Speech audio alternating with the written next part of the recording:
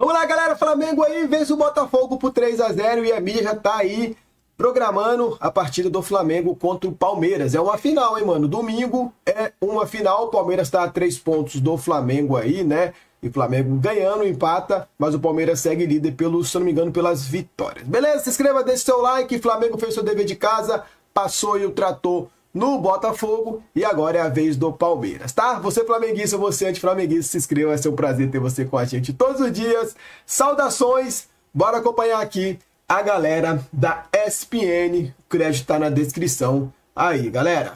Tem simplesmente esse jogo que vale a liderança, só não vale a liderança porque o Flamengo não tem como chegar na liderança do campeonato, porque tem uma vitória a menos do que o Palmeiras. Mas, Super, queria que você analisasse principalmente como você imagina que o Flamengo vai encarar esse Palmeiras. É partir para cima porque não existe outra opção, precisa da vitória? A característica do Flamengo é essa, né? E o Flamengo sabe que ele precisa vencer o jogo e o Palmeiras é um time numa fase melhor que a dele, um time muito traiçoeiro. Então, o Flamengo vai ter que tomar iniciativa do jogo, sabendo que o adversário dele vai estar pronto para castigá-lo, né? E esse é o tipo de jogo, e felizmente a gente tem nos bancos, figuras como o Felipe e como o Abel, que são técnicos capazes de pensar estratégias, não surpresas, mas ajustes, tentar pegar o outro de maneira mais desprevenido dentro dos ajustes para esse jogo. Por exemplo, eu estou aqui pensando, já até falei aqui fora do ar para vocês, assim como eu acho que o Pedro vai jogar, eu acho que o Lino não vai jogar. Eu acho que ele vai tirar o Samuel Lino e pensar uma outra maneira. Bola ou por ambiente? Se o campo precisa falar, que foi a declaração de hoje, exato. Isso aí faz total sentido. E aí ele... Fica o Cebolinha. O Cebolinha entrou bem, pode ficar o Bruno Henrique com o Pedro, mas acho que o Cebolinha, ou o próprio Plata jogando pela esquerda, mas acho que o Cebolinha mostrou serviço. E aí, do outro lado, ele tem o time com um ponta pela direita, o Luiz Araújo, o Plata, ou o time com o Carrascal, um time mais construtor, então ele tem possibilidades. E do outro lado, o Abel também, né? O Palmeiras jogou nesses 2 últimos jogos, com o desfalque de data FIFA, com 3 zagueiros de origem e o Andréas jogando de 5, agora o Aníbal volta a ficar à disposição desde o princípio. O Aníbal vai jogar. Então, fica o Aníbal de 5, o Andréas de 8, ou o Aníbal de 5 com 3 zagueiros e com o Andréas como meia pela direita. Ele tem novidade, ele tem maneiras de pensar o jogo, né? Então, felizmente, são 2 técnicos para essa partida com esse perfil, mas o Flamengo vai ter que tomar a iniciativa e é assim que o Flamengo joga, especialmente no Maracanã. O Palmeiras é um time muito matreiro, por isso o jogo vai ser muito interessante. Voltando a decisão da Libertadores entre esses 2 times, que teve o Andréas Pereira como um protagonista não intencional, mas aquele jogo no Uruguai, né? Montevidéu. Centenário. Algumas semanas antes daquele jogo, o Abel Ferreira deu uma declaração numa entrevista coletiva, algo na linha: se vocês acompanham o meu trabalho, vocês sabem que o Palmeiras tem um jeito de jogar contra equipes que nós consideramos superiores à nossa. Ele está falando do ponto de vista técnico. A forma como o Palmeiras enfrentou o Flamengo, então dirigido pelo Renato Gaúcho naquela decisão, mostrava que o Palmeiras não achava o time do Flamengo superior a ele tecnicamente. Ou pelo menos achava que o momento do Flamengo, o Flamengo não chegou bem ao final do ano, justificava ou liberava o Palmeiras para fazer um jogo mais pensando em si do que pensando no adversário. E foi assim que o Palmeiras jogou naquela tarde no Uruguai. Eu tenho uma dúvida se hoje, com o time que o Palmeiras tem, jogando da forma que está jogando, o Abel entende que o Flamengo é um time superior tecnicamente. Boa. Honestamente, tenho. Só que aí eu acho que no processo de decisão que ele vai tomar, tem 2 fatores que são cruciais. Primeiro, local do jogo. O jogo é no Maracanã, não na casa do Palmeiras. Segundo, o Palmeiras não precisa ganhar o jogo. Um empate mantém as coisas como estão. Esse é um jogo diferente. Se o Palmeiras é derrotado no Maracanã, as coisas podem mudar muito radicalmente por causa da repercussão, tanto de um lado quanto de outro. É perigoso dar ao Flamengo mais um motivo para se empolgar e para se sentir confiante. Eu acho que o Abel vai fazer um planejamento conservador para o Maracanã. É o jogo, mas sem se expor demais a riscos que contra o Flamengo podem ser fatais. Mas, Pac, esse ponto que o André traz é interessante, porque a gente vê o enfrentamento desses 2 times há anos, em diferentes contextos, nem sempre brigando pelo brasileiro, você vem sublinhando nisso, eles ganharam, mas nunca duelaram, duelaram e tudo mais. mas sempre teve essa percepção de um Flamengo com a possibilidade, um teto mais alto, melhor elenco, futebol mais vistoso, e um Palmeiras que você aprendeu a... Tá perdendo 2-0, e isso aí tem chão para esse time, esse time não desiste. É talvez um enfrentamento que, no mínimo, a gente coloca os dois de potencial, de futebol até bonito, dos dois com um teto parecido? Sim. Mesmo o Palmeiras já ganhando esse jogo da Libertadores que a gente está falando? Sim, porque esse é o elenco que todo mundo concorda, e acho que até o Abel concorda, é o melhor elenco que ele tem. Então, em termos de qualidade técnica, de valor dos jogadores, tal, é o elenco mais próximo do Flamengo que o Abel já teve. Neste momento, o Palmeiras está jogando mais do que o Flamengo e não está jogando só mais da maneira que o Palmeiras do Abel sempre jogou, na competição, na intensidade, na verticalidade. Está jogando mais do ponto de vista plástico também. Então, quando a gente olha para recurso técnico, para beleza de jogo, esse é o momento em que o Palmeiras do Abel fica mais próximo do que se espera do Flamengo do Felipe Luiz, né? O Flamengo é um time que tem oscilado mais em relação ao seu desempenho, mas está sempre muito próximo de um nível alto, e o Palmeiras está num nível de excelência muito grande. Isso aumenta a expectativa do jogo, e essa é outra discussão, né? Desde essa era de polarização entre as duas equipes no futebol brasileiro, a gente teve poucos jogos que de fato corresponderam ao nível técnico que se esperava, por vários motivos. Por fase diferente das equipes, por desfalques, por nível de trabalho dos técnicos, pela questão da tensão do jogo, da obrigação de vitória de lado a lado, do medo do impacto da derrota, várias coisas que acho que este jogo é o que reúne a maior expectativa de um jogo plástico entre Palmeiras e Flamengo. Não sei se será, porque a tensão no Brasil, aquela velha frase do professor filósofo Vanderlei Luxemburgo da Silva, que o medo de perder tira a vontade de ganhar, esse é um mal do futebol brasileiro gigantesco. Como os técnicos estão sempre expostos, jogadores estão sempre expostos, muitas vezes eles preferem não perder do que se arriscar para ganhar.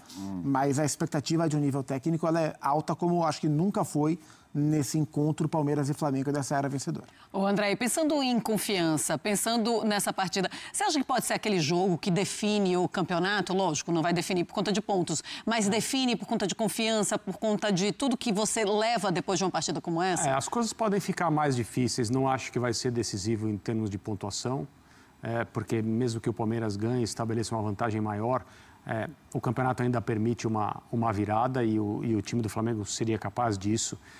Mas é uma data importante para que um time se coloque na cabeça do outro. A não ser que as coisas aconteçam de uma maneira muito normal, todo mundo jogue nem bem nem mal, termine empatado, e a partir dali cada um cuida da sua vida sem pensar possível, da parte do Flamengo, tirar esses pontos que representam a diferença e da parte do Palmeiras manter essa distância. Agora, não acho que qualquer resultado significaria a perda de chances de uma equipe de tentar ganhar o campeonato. A gente tem alguns assuntos para falar, mas tem um tema importante que é a história da tensão fora de campo entre as duas diretorias, e está no site espn.com.br a seguinte notícia. Os presidentes, eu vou ler a notícia, aí está na tela o título e tudo mais, climão e tal. Os presidentes de Flamengo, Racing, Palmeiras e LDU estiveram nesta quarta-feira na sede da Conmebol em Assunção, no Paraguai, para uma reunião às vésperas do início da fase semifinal da Libertadores. A ESPN apurou que o encontro teve uma espécie de climão entre Luiz Eduardo Batista, o BAP, do Flamengo, e Leila Pereira, representante do Palmeiras, a presidente do Palmeiras, após as recentes trocas de farpas envolvendo os dois cartolas a respeito da postura do time carioca para com a Libra. Ambos mantiveram distância durante o encontro, até mesmo sem cumprimentos e sem interação. Apesar do clima hostil, tenso, não houve discussão entre os representantes. Isso, óbvio, tem um componente a mais, não só no jogo de domingo, mas o que pode ser, inclusive, um enfrentamento em Libertadores. Final, né?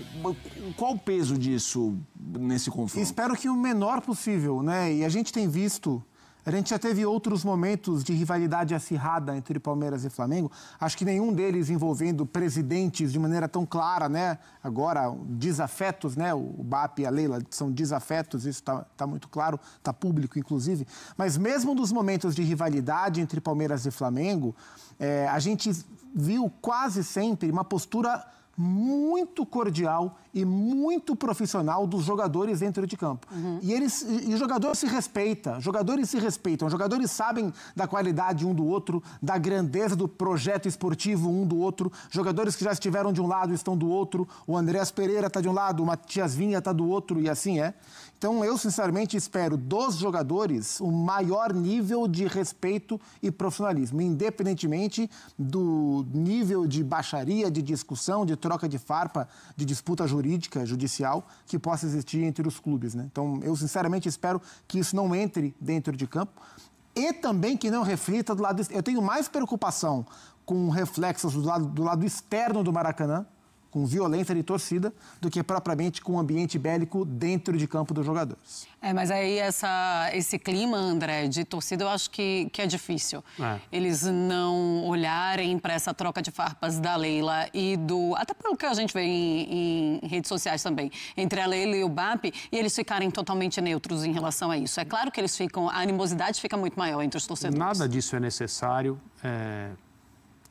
Aquelas pessoas que representam os clubes no Brasil, os presidentes, os executivos, os diretores, aquelas pessoas que são os rostos dos clubes brasileiros, elas precisam entender que a responsabilidade delas, sim, em primeiro lugar, para com os interesses do seu clube, e eu não estou falando sobre discussão, debate em liga, nada disso, eu estou falando sobre representar um clube e fazer o que é melhor para ele. Óbvio, não se discute isso, mas entender que estamos todos no mesmo ambiente de futebol e não é um ambiente calmo / saudável o tempo todo. Aliás, em grande parte do tempo, não é assim. Aí eu estou falando dos exemplos e maus exemplos para o público. Quando a Leila, para citar o exemplo dela, presidente do Palmeiras, passou um período de rusgas com o Botafogo e com o John Textor, ela não foi a jogos do Palmeiras no Newton Santos, o Textor não veio a jogos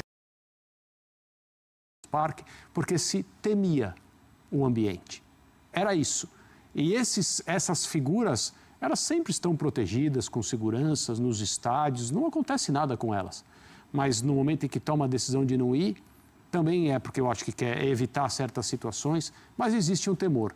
E esse temor, ele pode se alastrar, o comportamento do público é um comportamento imprevisível muitas vezes, a gente sabe como é violento o ambiente do futebol, do ponto de vista de torcida, como pode ser, e nada disso é necessário.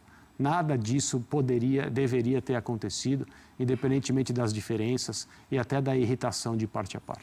Um tema que a gente passou analisando o contexto atual,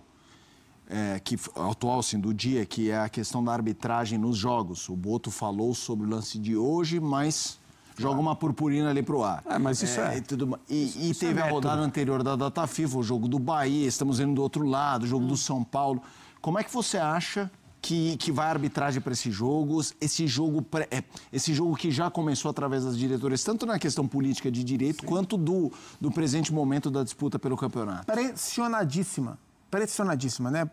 Por si só, um jogo deste tamanho, se tivesse tudo em paz no campeonato, mas apitar um Palmeiras e Flamengo, um Flamengo e Palmeiras no Maracanã, domingo, 4 horas da tarde, valendo liderança do campeonato, né, em relação ao número de pontos, já é um ambiente de muita pressão para um árbitro, ainda mais sendo esse jogo no Brasil, onde o árbitro, por melhor ou pior que ele seja, não consegue apitar em paz. Foi o Ramon Abateabel que, num dos áudios, ele fala, está vendo como é complexa a vida do árbitro? De fato é. E aí não é uma defesa deles em relação à qualidade, é uma defesa deles em relação à insalubridade do ambiente que eles trabalham. Então, por si só, já seria um ambiente de pressão. Dentro desse circo que virou, por causa do nível das arbitragens e do comportamento dos dirigentes, treinadores, jogadores, etc. e tal, é um ambiente muito complicado. Acho que não escolheram o árbitro ainda, né? Eu não sou muito ligado em escala de árbitro. Eu também não. Né? Pra mim, se tiver aí, doutor, canta pra nós. No fundo, para mim, pouco importa quem vai arbitrar, mas quem for o escolhido para trabalhar nesse jogo, ele vai ser muito pressionado e a pressão induz as pessoas a errarem mais, né? Claro, né? Espero que isso não aconteça, mas é mais um componente de risco do jogo. De maneira geral, os times entram em campo muito pouco preocupados com o bom trabalho do árbitro, mais preocupados com o que eu posso fazer para que o árbitro decida a meu favor. Sempre foi assim. Hoje em dia se joga contra o adversário e contra o árbitro também. E as narrativas estão prontas, né? O quê? As narrativas estão prontas, porque se o árbitro for infeliz no jogo e errar a favor do Palmeiras, a narrativa está clara qual vai ser. Se o árbitro for infeliz e errar a favor do Flamengo, a narrativa está clara de que as pressões deram certo. Claro. Infelizmente, a gente vive de narrativas e qualquer que seja o erro que o árbitro cometa, espero que nenhum, mas as narrativas estão prontas já. E chegaram a pensar, inclusive, né? Alguns diretores falaram sobre para apitar esse Flamengo e Palmeiras, porque todo mundo sabe da pressão que eles vão sentir. Mas aí é claro que a CBF também não ia aceitar isso, porque aí é carimbar a culpa da arbitragem. Não que a CBF não seja a principal culpada de tudo isso que estamos vivendo, André. Não tem muito cabimento a essa altura do campeonato uma intervenção como essa por causa das tensões elevadas entre dois clubes específicos. A arbitragem é a que está aí. Eu me lembro na Federação Paulista de Futebol, muito tempo atrás, havia isso, né?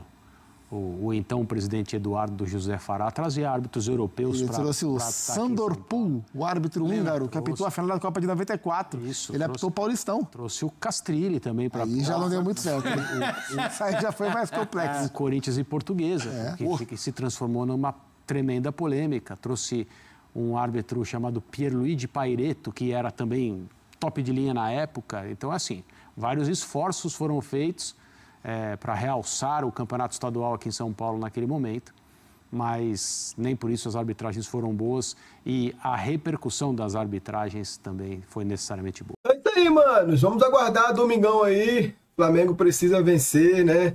Esses bastidores aí não entrar em campo, atrapalhar o Flamengo. O Flamengo tem que pensar só no futebol, mano. Deixa o BAP se virar aí com os bastidores. Beleza? Se inscreva, deixa o seu like. Saudações. Valeu, galera!